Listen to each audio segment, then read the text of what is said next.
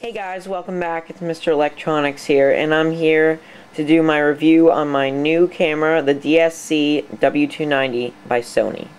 This is a really great camera so far. I have had no issues with it whatsoever. It's been my all-time favorite camera. No doubts about that. But the first point I want to make about the camera is the design. Alright, it's not the thinnest camera in the world, but that's understandable because there's a 5x optical zoom, which means that if you can see it here, which you can, there's a little, it sort of comes out a little bit from the frame of the base of the camera, and so that's so it can zoom the full 5x, and I'll show you here. It does get pretty far out, so you do need to have the wideness of the camera here, or else you're not able to zoom the 5x. That's the only downside. It's the only downside I found at all, the fact that it's a little thick. But other than that, it's a really great camera. It's not wide at all. You can fit it in your pocket really easily, and it's not too uncomfortable. Alright, I'm going to turn on the camera and we're going to take a look here. Here we go. Sorry if you can see my video camera, but you know, that's what happens. Alright, the first thing we're going to look at is, we'll take a look at the scene functions. First of all, there's this little wheel here, and it has several different functions. The little green picture of a camera you see there is the easiest. It's the, here, I'll show you. It's the, intelligent auto adjustment, and what that is it will detect the scene mode that you're in, which is really cool. So see, it just blinked macro, which means it's showing me that it's sort of confused right now, but it was showing me that I'm really close to something, so it blinks macro, which means macro mode. You're close to something.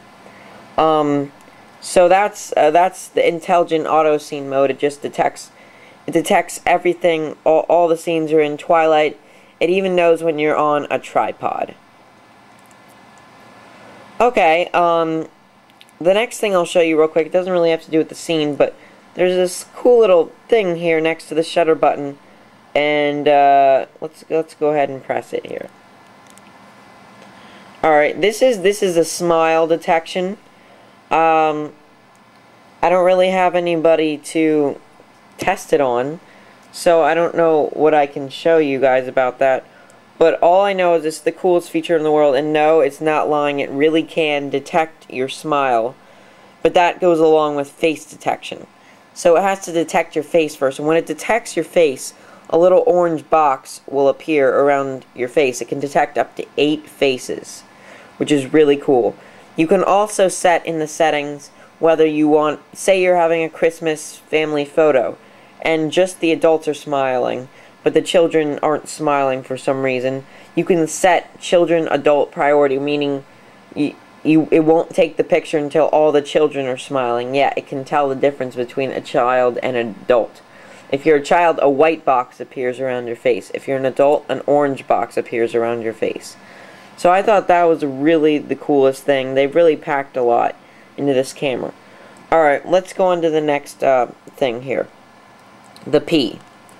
The P, I don't use it a lot. It's so you can program settings into the camera if you want to.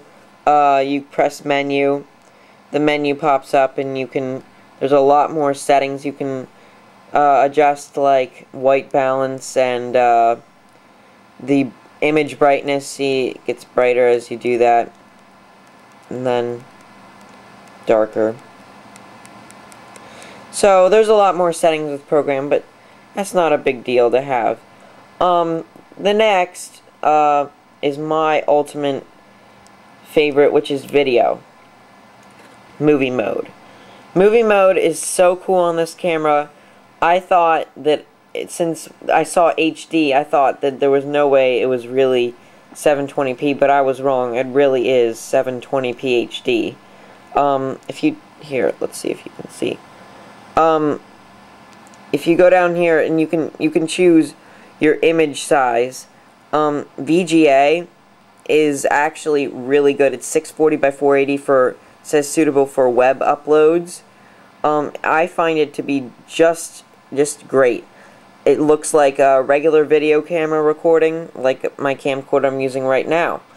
And then you've got the standard, which is, it's the 1280 by 720, which is HD resolution, but it's not HD bitrate wise, so it's not going to be quite as good as the HD.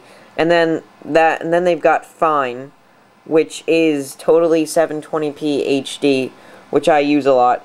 The only well, it's not really a downside, but when you record in 720, you're going to be recording in this 16:9 ratio, which is widescreen, if you can see here, versus sorry, that was a random picture of a sock.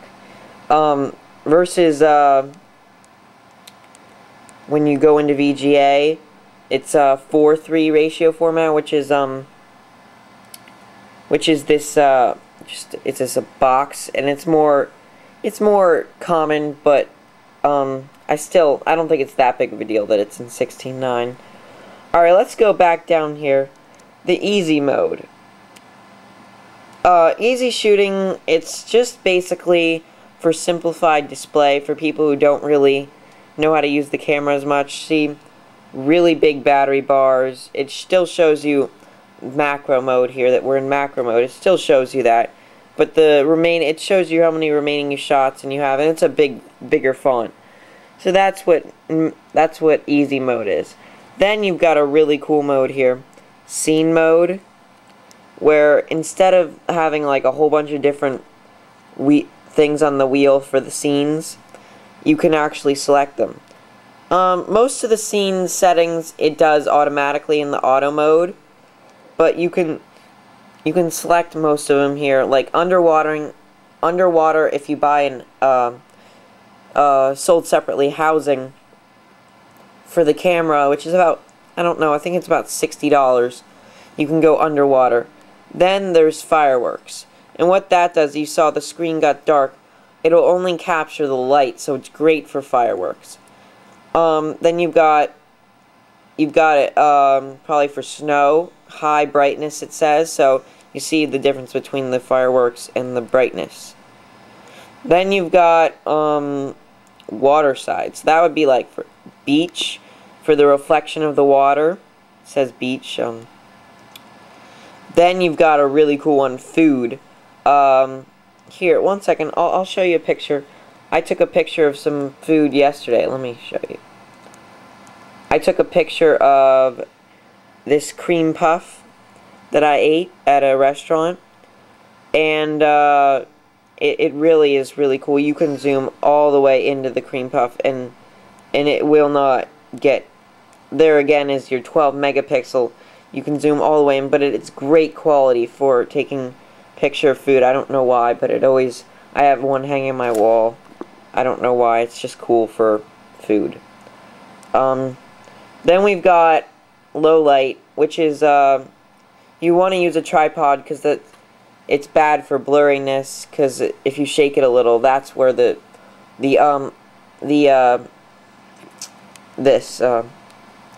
steady shot comes in. It will not use steady shot for twilight mode. I don't know why. And then you've got portraits in low light.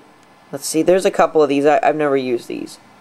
Landscape, soft background. Then you've got your ISO, where it ups the ISO. So the brightness, you do lose quality, but the ISO settings on here are great. You can turn it up, make it brighter, without losing too much quality on your camera.